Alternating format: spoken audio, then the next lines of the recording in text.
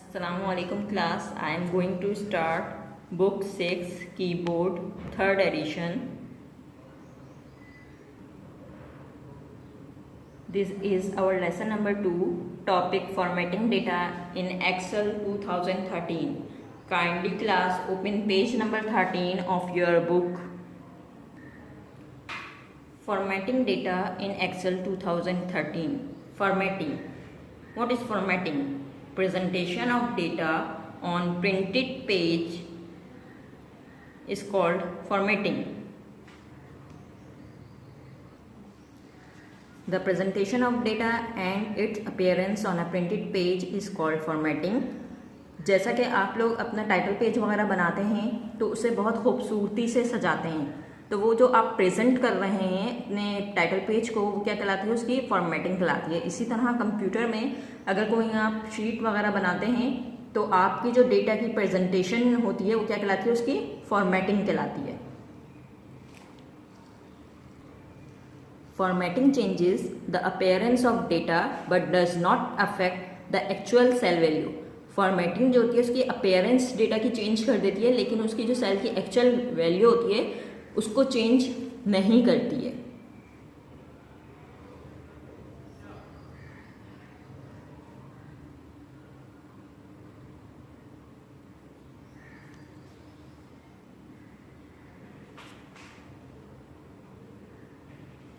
आपके पास यहाँ फिगर में आपको एक होम टैब नज़र आ रहा है। इस होम टैब में आपको डिफरेंट जो है फॉन्ट ग्रुप नज़र आ रहे हैं। जैसा कि ये बोल्ड है, बहुत मोटा लिखने के लिए इस्तेमाल करते हैं। इटैलिक थोड़ा सा टेढ़ा लिखा हुआ नज़र आता है आपको इसमें। अंडरलाइन, लाइन जो आप फॉन्ट वगैरह लिखते हैं उसके नीचे लाइन आ जाती है। इसके अलावा बॉर्डर्स वगैरह बनाने के लिए, कलर्स फिल करने के लिए और फॉन्ट का कलर चेंज करने के लिए, डिक्रीज फॉन्ट साइज़ के लिए यूज़ होता है, इंक्रीज फॉन्ट साइज़ के लिए यूज़ होता है। फॉन्ट साइज़ कितना रखना है आपने, और फॉन्ट राइटिंग स्टाइल आपका कैसा होना चाहिए, फॉन्ट आपको ये बताता है। तो डिफरेंट फंक्शन हैं आपके जो होम टैब में आपको यूज़ होते हैं। Font formatting. A font is a set of letters of the alphabet and numbers written in a particular style. Font क्या होता है? उस सेट ऑफ लेटर्स और अल्फ़ाबेट के वो नंबर्स होते हैं जो हम एक पर्टिकुलर स्टाइल में लिखते हैं। जो इसका राइटिंग स्टाइल होता है, फॉन्ट साइज़ होता है, कलर वगैरह होता है, वो सब फॉन्ट फॉर्मेटिंग कहलाती है। वो अब आप देखेंगे कि कैसे एक्सेल में आप फॉन्ट फॉर्मेटिंग यूज़ करते हैं, कैसे आप उसे बोल्ड, इटैलिक, अंडरलाइन करते हैं, बैकग्राउंड चेंज करते हैं, बॉर्डर्स बना सकते हैं। ये सब आप अभी देखिएगा कंप्यूटर पे कि कैसे फंक्शन से यूज़ किए जा रहे हैं। आपके पास होम टैब में ऑप्शन आ रहा है फॉन्ट का, ठीक है। मेरे पास ये एक शीट है जिसमें मैंने roll number, name, total, students के नेम्स, रोल नंबर और उनके जो टोटल मार्क्स हैं वो ऐड किए हुए हैं, ठीक है। एक शीट बनाई हुई है। अब मैं आपको इसमें फॉर्मेटिंग करके बताऊंगी कि कैसे फॉन्ट का साइज़, स्टाइल वगैरह चेंज करते हैं। मैंने ये सिलेक्ट किया। सिलेक्ट करने के बाद यहाँ पे आपको बी नज़र आ रहा है। बी से आप इसे बोल्ड कर सकते हैं। आई, इटैलिक, देखें राइटिंग स्टाइल चेंज हो रहा है, थोड़ा सा टेढ़ा लिखा हुआ नज़र आ रहा है। अंडरलाइन, सबके नीचे एक लाइन आ गई है, ठीक है। इसी तरह मैं इसका राइटिंग स्टाइल चेंज कर सकती हूँ। यहाँ से अगर मुझे चाहिए इसका राइटिंग स्टाइल कैम्ब्रिया या एरियल ब्लैक, देखें थोड़ा सा बोल्ड लिखा हुआ आ रहा है, एरियल नैरो, राइटिंग स्टाइल इसका चेंज हो गया। इसी तरह अगर मैंने साइज़ चेंज करना है तो यहाँ पे आपको 11 लिखा हुआ फॉन्ट साइज़ नज़र आ रहा है। फॉन्ट साइज़ में इसका यहाँ से चेंज कर सकती हूँ। और डिक्रीज़ करना है 10 कर सकती हूँ, इंक्रीज़ करना है 14, ठीक है। इसी तरह यहाँ से भी डिक्रीज़ और इंक्रीज़ का फंक्शन है, यहाँ से भी इंक्रीज़ कर सकते हैं। देखें क्लिक कर रहे हैं आप तो आपका फॉन्ट साइज़ इंक्रीज़ हो रहा है और यहाँ से डिक्रीज़, ठीक है। इसी तरह आपने कलर, फिल कलर से देखें बैकग्राउंड चेंज हो रहा है, ठीक है। आप इसमें कोई सा भी बैकग्राउंड ले सकते हैं। मैंने इसे सिलेक्ट कर लिया। इसी तरह रिटर्न जो आपने लिखा हुआ चाहिए आपको, ये आप हेडिंग चेंज कर सकते हैं। यहाँ पे किसी और कलर से देनी चाहें आप हेडिंग, ये कलर सेलेक्ट कर लेते हैं। बॉर्डर्स के लिए आप यहाँ पे क्लिक कीजिए, यहाँ पे आपको बॉर्डर्स का ऑप्शन नज़र आ रहा है, ऑल बॉर्डर्स कर दें, आपके पास बॉर्डर्स बन जाएंगे। Alignment and orientation of data. Alignment refers to the position where data is placed within the boundary of a cell.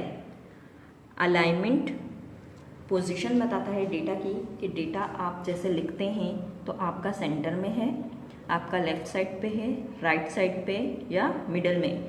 यहाँ पे भी आपको अलाइन नज़र आ रहा है, टॉप अलाइन यानी कि ऊपर लिखा हुआ है, मिडल सेंटर में, बॉटम अलाइन यानी कि नीचे लिखा हुआ है।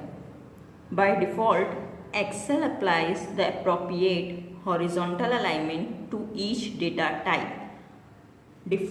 बाय डिफ़ॉल्ट जो एक्सेल की सेटिंग होती है उसमें आपको हॉरिजॉन्टल अलाइनमेंट जो है डेटा की होती है, फिक्स होती है, वो आप जैसा भी डेटा लिखेंगे आपको हॉरिजॉन्टल फॉर्म में लिखा हुआ नज़र आएगा। For example numbers are always right aligned and text is left aligned। numbers जो होते हैं आपके राइट साइड पे होते हैं और टेक्स्ट जो होता है आपका लेफ्ट साइड पे होता है।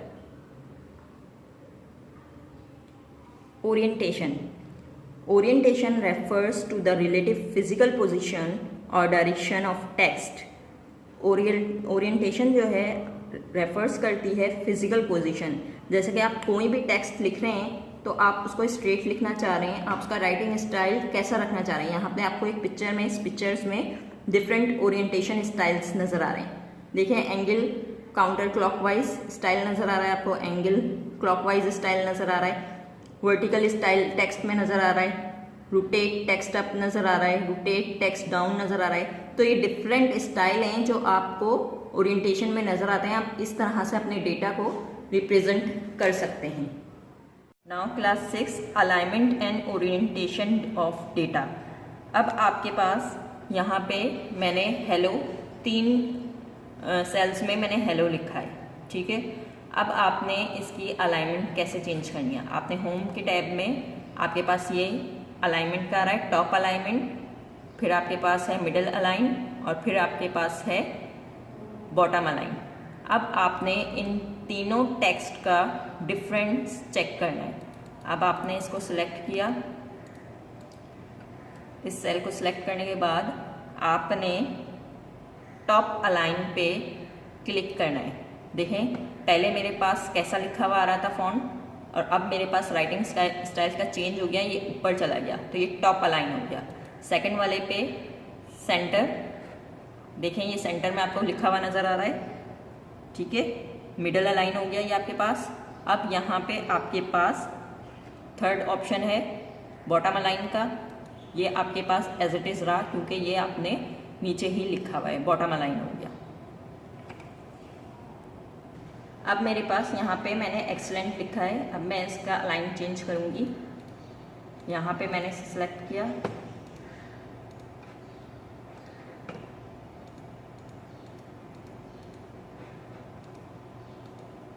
इसका अलाइन चेंज कर दिया, लेफ्ट साइड, इसका मिडल, देखें मिडल में लिखा हुआ आ गया, और इसी तरह इसका राइट पे, ये आपको लेफ़्ट साइड पे शो हो रहा है, ये आपको सेंटर में शो हो रहा है और ये आपको राइट साइड पे चला गया, राइट साइड पे शो हो रहा है। तो तीनों के डिफरेंस आपको समझ आ गए होंगे कि यहाँ पे अलाइन हमने किस काम के लिए यूज़ करते हैं, अपने टेक्स्ट को लेफ़्ट साइड पे मूव करने के लिए, सेंटर में लिखने के लिए या राइट साइड पे मूव करने के लिए।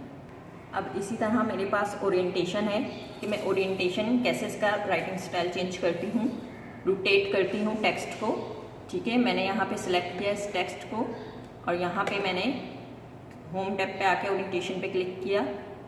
अब देखें मेरे पास दे रहा है एंगल काउंटर वाइज, इस पर क्लिक किया, टेक्स्ट का स्टाइल बदल गया। यहाँ पे क्लिक किया मैंने, इसके बाद वर्टिकल टेक्स्ट एंगल क्लॉकवाइज कर दिया, टेक्स्ट का स्टाइल देखें कैसे चेंज हो रहा है। यहाँ पे वर्टिकल टेक्स्ट वर्टिकल में लिखा हुआ है। इसी तरह आप डिफरेंट स्टाइल्स में टेक्स्ट जो है लिख सकते हैं। Working with long text, When text cannot fit in a cell, it spills out into adjacent cell.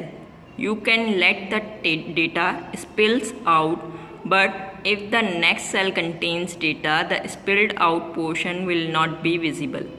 बाज़ औक़ात क्या होता है कि हम जब सेल में डेटा को इंटर कर रहे होते हैं तो वो दूसरे सेल में लिखा हुआ आपको नज़र आ रहा होता है।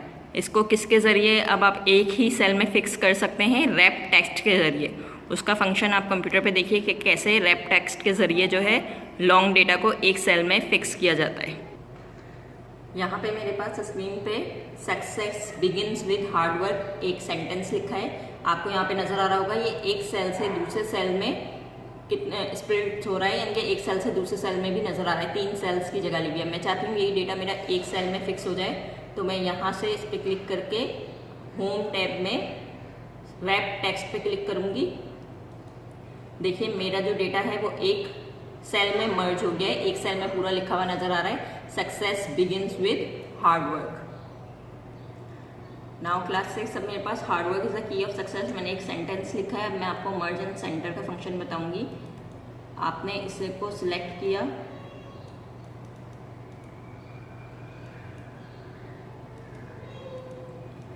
इस रो को सिलेक्ट करने के बाद मैंने इसे यहाँ पे मर्ज एंड सेंटर पे कर दिया। ठीक है, डेटा मेरे पास यहाँ सेंटर में लिखा हुआ नज़र आ रहा है। ये सारे सेल्स जो हैं मर्ज हो गए, और मर्ज होने के बाद जो डेटा मैंने इंटर किया था वो मुझे सेंटर में लिखा हुआ नज़र आ रहा है। सारे सेल्स देखिए यहाँ पे मर्ज हो गए। Excel has various options for formatting numbers. You can specify the numbers of decimal places, add commas to separate long numbers into thousand, place a currency sign in front of the numbers and display the number as a percentage. आप numbers को different formatting से show कर सकते हैं, decimal के साथ या comma लगा के कॉमा से सेपरेट कर सकते हैं, अलग कर सकते हैं, करेंसी साइन शो कर सकते हैं। नाउ आपने होम के टैब पे क्लिक करना है। होम टैब में आपके पास नंबर्स का ऑप्शन है। ठीक है, इसमें आपने जर्नल पे आपका आ रहा होगा। आपने सबसे पहले जर्नल में कैसे नंबर्स शो होते हैं सिलेक्ट किया सेल को, उसके बाद आपने यहाँ पे जर्नल पे क्लिक किया। ठीक है, इसके बाद नंबर्स में आपने यहाँ पे नंबर्स पे क्लिक किया तो देखें आपके पास यहाँ पे डेसिमल के बाद 2 0 शो हो रहे हैं। इसी तरह करेंसी आपने शो की, यहाँ पे आपने करेंसी में शो किया तो आपको डॉलर के साइन के साथ करेंसी ये वैल्यू शो हो रही है। लेकिन अगर आप चाहते हैं कि आपको पाकिस्तानी रुपीज़ में शो हो तो यहाँ पे आप क्लिक करके आप ड्रॉप डाउन मेनू में आइए, मोर नंबर्स फॉर्मेट में आ जाए। यहाँ पे आपको करेंसी के ऑप्शन में बहुत सारे ऑप्शन मिलेंगे, तो यहाँ से आप अपना सिलेक्ट कर सकते हैं जिस भी आपको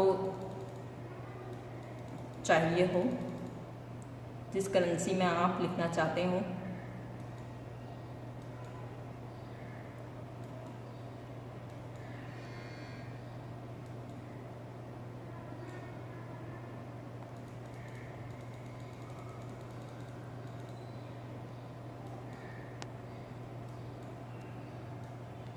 यहाँ से मैंने PKR पाकिस्तानी करेंसी को सिलेक्ट किया है और ओके किया है। अब देखें मेरे पास पाकिस्तानी वैल्यू में ये चीज़ आ रही है। इसी तरह अकाउंटिंग का यहाँ पे अकाउंटिंग में शो किया, ये डॉलर के साथ वैल्यू दे रहे हैं। इसी तरह शॉर्ट डेट में मैं यहाँ से सिलेक्ट कर लेती हूँ।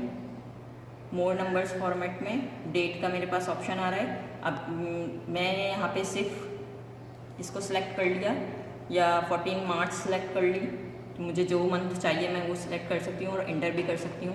मैंने यहाँ से मेरे पास शॉर्ट डेट में वही डेट मेंशन होगी जो मैंने सिलेक्ट की है। इसी तरह यहाँ पे मेरे पास लॉन्ग डेट में शो कर रहा है। डेट इंटर करके मैंने सिलेक्ट करके किया तो मेरे पास लॉन्ग डेट शो कर रहा है। टाइम भी आप इसी तरह यहाँ से सिलेक्ट करके कोई सा भी टाइम वगैरह ले सकते हैं। नंबर्स में आके आपने टाइम यहाँ से सिलेक्ट कर लिया, ये टाइम सिलेक्ट करके ओके कर दिया, आपके पास यहाँ पे टाइम आ जाएगा। यहाँ पे मेरे पास टाइम शो कर रहा है। इसी तरह परसेंटेज, यहाँ से आपने क्लिक किया, परसेंटेज पे परसेंटेज का साइन आ गया।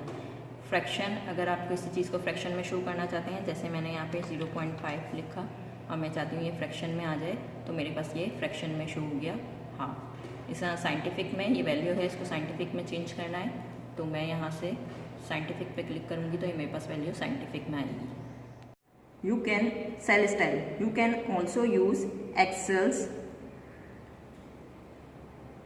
2013 pre-designed cell styles rather than formatting cell manually. Cell styles are used quickly at professionals level formatting to different parts of our sheet like the titles and the headers etc. Cell styles use करते हैं हम formatting के लिए। अगर हमें title वगैरह देना हो, हेडर्स वगैरह देना हो, सेल का स्टाइल चेंज करना हो, तो उसके लिए हम सेल स्टाइल्स को यूज़ करते हैं। अब यहाँ पे मेरे पास एक शीट है रोल नंबर, नेम्स और मार्क्स की। इसमें से मैंने सेल का स्टाइल चेंज करना है। मैंने होम पे क्लिक किया। होम पे क्लिक करने के बाद यहाँ पे आपको सेल स्टाइल्स का ऑप्शन नज़र आ रहा है, ठीक है।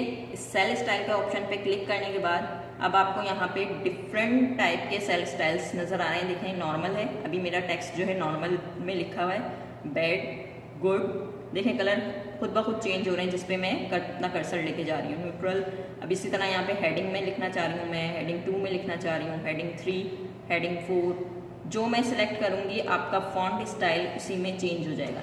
यहाँ से हम गुड सेलेक्ट कर लेते हैं, ठीक है। इसी तरह यहाँ से इस डेटा को सिलेक्ट किया, यहाँ पे सेल स्टाइल्स में गए और यहाँ पे आपने इसको चेंज कर दिया।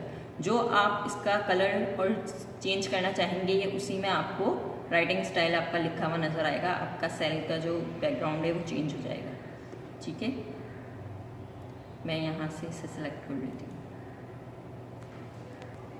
नाउ क्लास 6, आपने ये सारी प्रैक्टिस अपने घर में अपने पीसी पे करनी है, एक्सेल की प्रैक्टिस, ताकि आपके कोई भी कॉन्सेप्ट हो तो वो क्लियर हो जाए।